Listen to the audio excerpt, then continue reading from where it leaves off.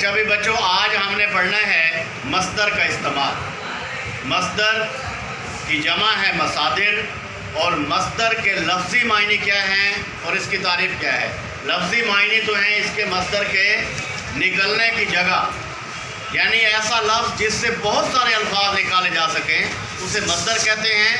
और निकलने की जगह इसके लफ्ज़ी मायने हैं ऐसा लफ्ज़ जो खुद तो किसी से ना निकला हो लेकिन उससे कई अल्फाज निकाले जा सके, उसे मस्दर कहते हैं। वो हम देखते हैं, लिखते कैसे हैं मस्दर। ये मस्दर है।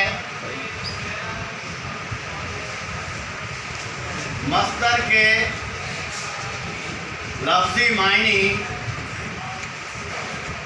निकलने की जगह के हैं। निकलने की जगह, ये लफ्ज़ी मायने हो गए, ये हो गए लफ्ज़ी मायने। और इसकी तारीफ क्या है? ऐसा लफ्ज़ जो खुद तो किसी लफ्ज़ से ना निकला हो, लफ्ज़ से ना निकला हो, मगर उससे कई अल्फाज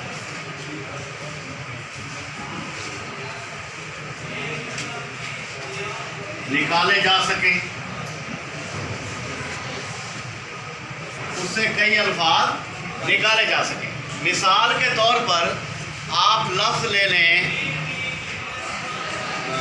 जाना, लेना, पढ़ना, रुकना, आना, जाना, सकना, चुकना, पाना, ये मसादिर हैं।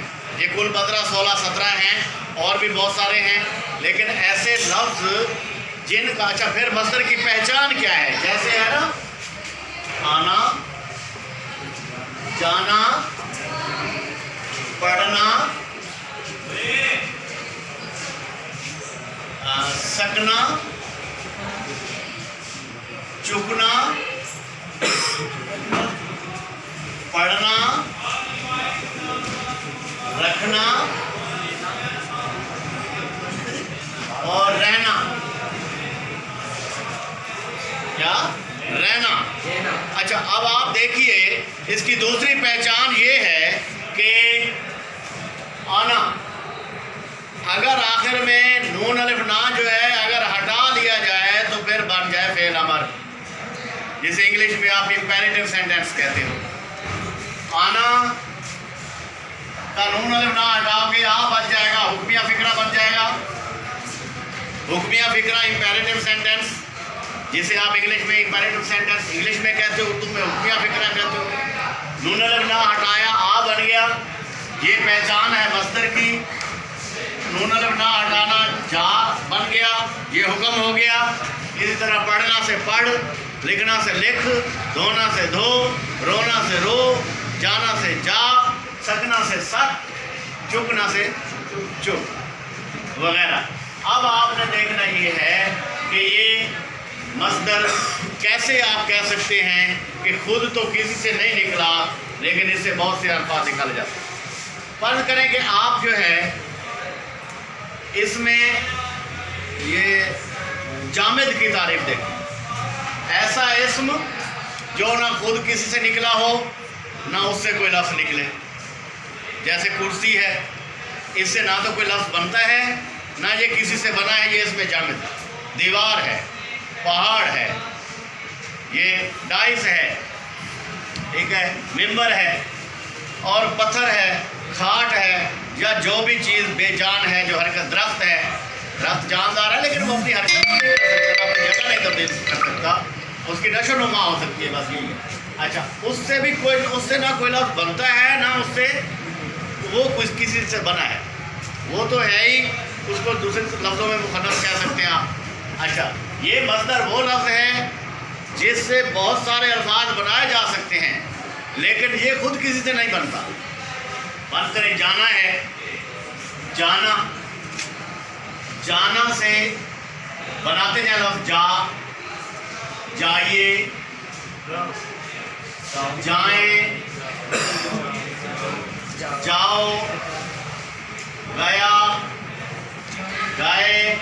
से है।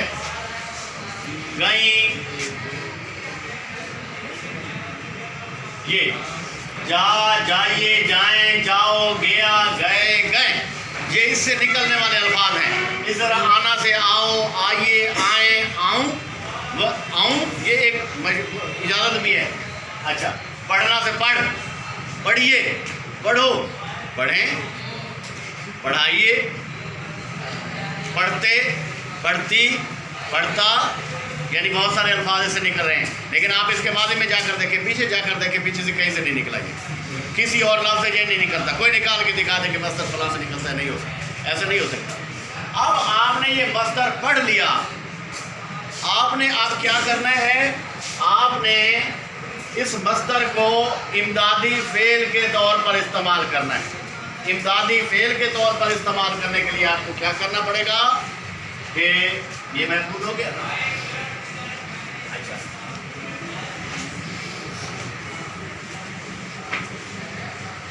इमदादी फेल के तौर पर जब आप इसे इस्तेमाल करेंगे, तो आप देखें यहाँ है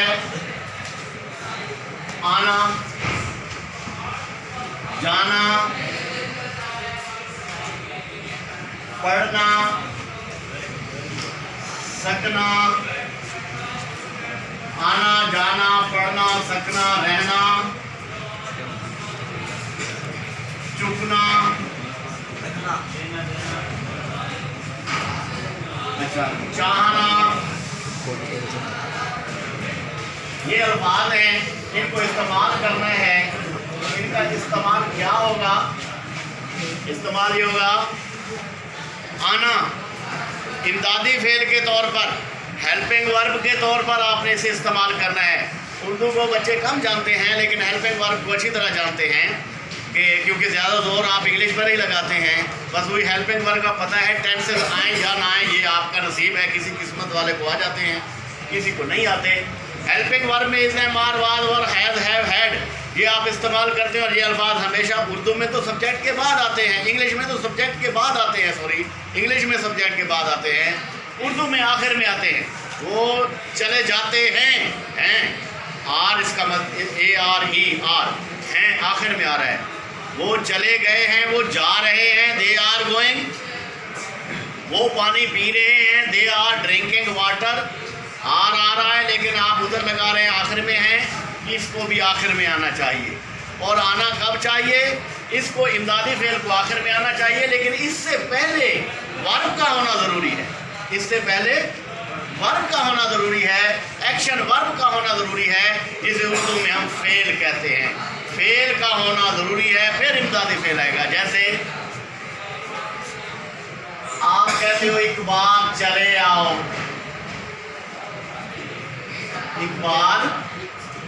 इकबाल चले आओ, फिर आके सॉरी इकबाल सवाल आप कर सकते हैं,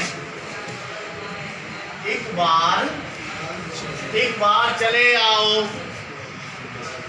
तुम आके चले जाना, फिर तुमको बुलाएं तो तुम शौक से ना आना।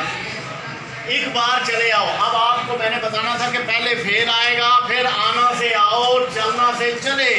पहले वर्ब, इमदादी फेल से पहले क्या आया? फेल।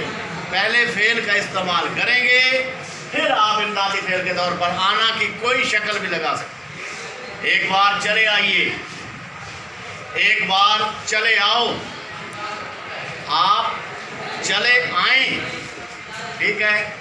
या बाजार से सौदा ले आओ, लेना से ले, आना से आओ। हम उर्दू पढ़ आए, हम उर्दू पढ़ आए हैं भी लगा सकते हैं, क्योंकि हैं, है, गा, गे, गी, था, थे, थी, ये फेल नाकिस है, ये आ सकते हैं आखिर में। लेकिन अगर ऐसे आए तो ज़्यादा अच्छा हो जाता है, वाज़ेह हो जाता है, बच्चों को समझ जल्दी आ जाती है। तो 2 रुपए की दही ले आओ, 2 रुपए का नमक ले आए, ठीक है। ये बात समझ आ गई आपको? अच्छा, जाना, आप इसका फिक्रा जो बनाएंगे वो आप ये लिख सकते हैं कि मोहसिन कमरे से चला, मोहसिन कमरे से चले जाओ, क्या लिखेंगे? चले जाओ। आप यूं भी लिख सकते हैं, मोहसिन कमरे से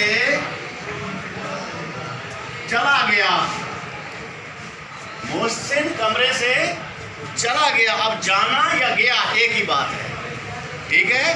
जाना के लिए आप गया, गए, गई ये भी इस्तेमाल कर सकते हैं। मोहसिन कमरे से चला गया, मोहसिन कमरे से चले जाओ। आप यहां से चले जाओ, हम चले जाएंगे। कहने का मकसद ये है कि जाओ से पहले चले आए, आना चाहिए, फेल का आना जरूरी है। गया से पहले फेल का आना जरूरी है। आपको समझ आ रही है? जहां समझ नहीं आएगा आप लोग सवाल करेंगे। अच्छा, यहां है पढ़ना। बच्चा नहीं रहा था तो फिर और चीज हो गई। जमीन पर गिर पड़ा, आप समझ आए? बच्चा जमीन पर गिरना से गिर और पढ़ना से पढ़ा। ये एक बार आपको समझ आ जाए फिर आपकी जान छूट जाएगी पूरी सेकंड ईयर। एक बार ये लाजमी 5 नंबर का सवाल जरूर आता है। ये 5 नंबर का सवाल आपका बोर्ड में आता है। बच्चा जमीन पर गिर पड़ा, बच्चा मां को देखकर रो पड़ा, गेंद छत पर जा पड़ी। गेंद ये भी आपने दिखाने हैं, गेंद फिगरे भी दिखाने हैं। छत पर जा पड़ी। अब जाना से जा, पढ़ना से पढ़ी। जहां जिसको समझ ना आए वो सवाल उठा सकता है। इस बच्चे को सीधा करो, ऊपर देखो। अच्छा, सकना, तवज्जो से बैठ। सकना बना सकते हो आप,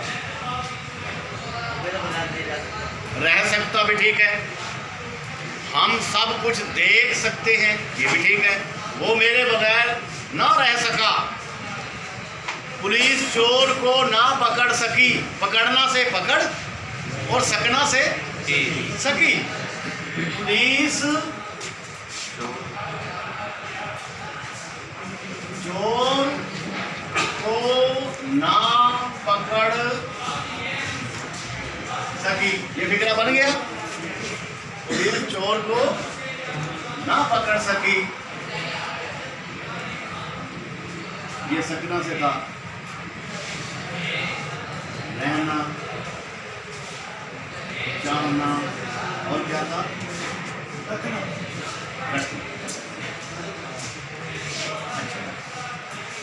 इस अलामत को क्या कहते हैं जो मैं इन लफ्जों के सामने लगा रहा हूँ? रमूज़ औक़ाफ़ आपने पढ़े हुए। राब्ता की अलामत, जब भी आप किसी चीज़ के बारे में बता रहे हैं राब्ता की अलामत बताएंगे।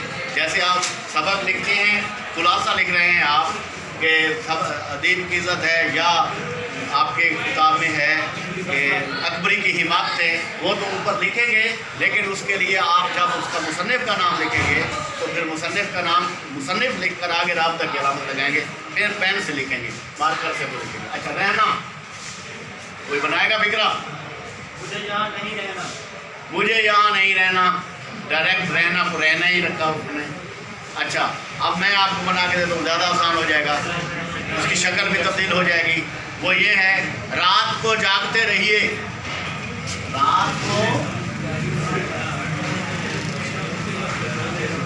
शोर नहीं हुई, रात को जागते रहिए, पढ़ते रहिए, भागते रहिए, सोते रहिए, देखते रहिए, मेहनत करते रहिए, ठीक है, चलते रहो, ठीक है।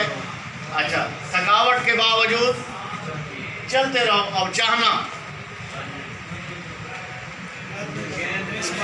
हमें वक्त पर सोना चाहिए। Very good.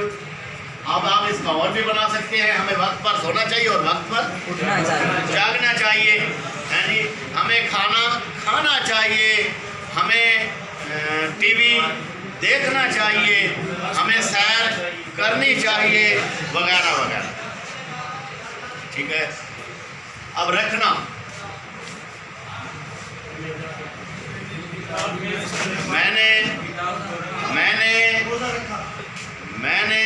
रोज़ा रखा गलत है, उसमें वर्ब नहीं आ रहा। ठीक है, मैंने ये डस्टर बचा रखा है,